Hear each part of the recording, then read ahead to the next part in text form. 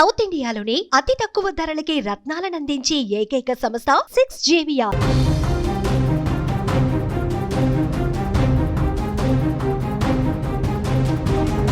తమిళనాడులోని ప్రముఖ దివ్యక్షేత్రం తిరువన్నమలై అరుణాచలంలో గిరి ప్రదక్షిణ చేసేటువంటి భక్తులు అత్యంత పవిత్రంగా భావించేటువంటి ఇడుక్కు పిల్లయార్ గుహ వద్ద అంటే మోక్ష మార్గం అని చెప్పబట్టేటువంటి ఆ గుహ వద్ద భయానకమైనటువంటి వాతావరణం నెలకొంది.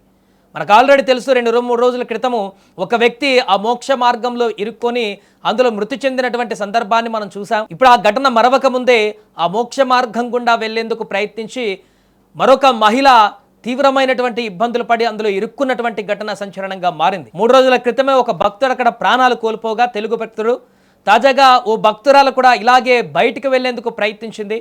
అయితే దురదృష్టవశాత్తు ఆమె ఆ గుహలోనే ఆ మోక్ష మార్గం గుండా వస్తున్నటువంటి సందర్భంలో ఆ గుహలోనే చిక్కుకుపోయింది.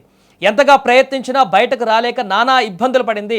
శ్వాస తీసుకోవడానికి కూడా తీవ్రంగా ఇబ్బంది పడగా విషయం గుర్తించిన స్థానిక భక్తులు వెంటనే అప్రమత్తమయ్యారు. తీవ్రంగా కష్టపడి మరి ఆమె ప్రాణాలను కూడా కాపాడారు ఎట్టకేలకి.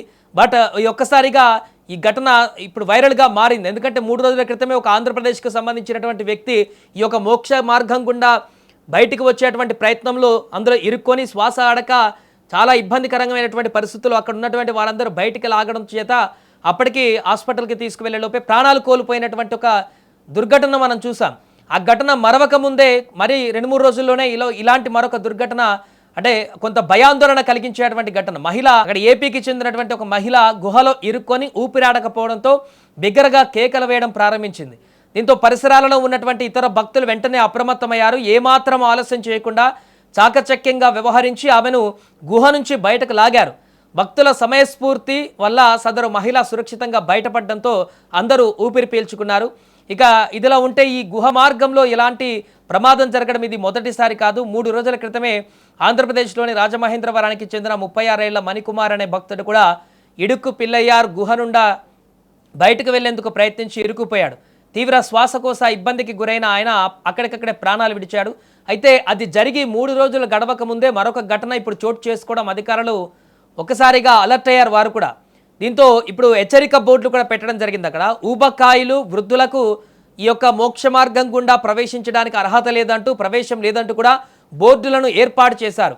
ఎందుకంటే ఎంతో భక్తిభావంతో అక్కడికి వచ్చి ఆ యొక్క గిరి ప్రదక్షిణలు పూర్తి చేసుకొని అరుణాచల శివని దర్శనం చేసుకొని ఎంతో సంతోషంగా బయలుదేరి ఇంటికి వెళ్లాల్సినటువంటి భక్తులకి ఇక్కడ ఆ గిరి ప్రదక్షిణలో భాగంగా జరుగుతున్నటువంటి కార్యక్రమంలో ఈ మోక్ష మార్గం గుండా వెళ్ళాలనేటువంటి ఒక అంశం ఏదైతే ఉందో దాని కారణంగా ప్రాణాలు పోయేటువంటి పరిస్థితి కూడా ఏర్పడడం అనేది అందరినీ ఆశ్చర్యానికి గురి చేయడమే కాకుండా ఆందోళనకు గురి చేసింది. కాబట్టి ఈ మోక్ష మార్గం గుండా వెళ్ళేటువంటి పరిణామం ఏదైతే ఉందో దాన్ని ఇప్పటివరకు ఎవరు దృష్టి పెట్టలేదు. కానీ ఈసారి అధికారులు మాత్రం ప్రత్యేకమైనటువంటి దృష్టి పెట్టారు. అక్కడ మోక్ష మార్గం గుండా ఎవరైనా వెళ్ళొచ్చు, ఎవరైనా అక్కడి నుంచి వెళ్ళిపోవచ్చు. అక్కడ పెద్దగా సెక్యూరిటీ కానీ అలాంటిది కానీ ఏది ఉండదు. ఎందుకంటే ఓపెన్ ప్లేస్లో గిరి ప్రదక్షిణ జరిగేటువంటి 14 మైల్ దగ్గర ఇది ఉంటుంది.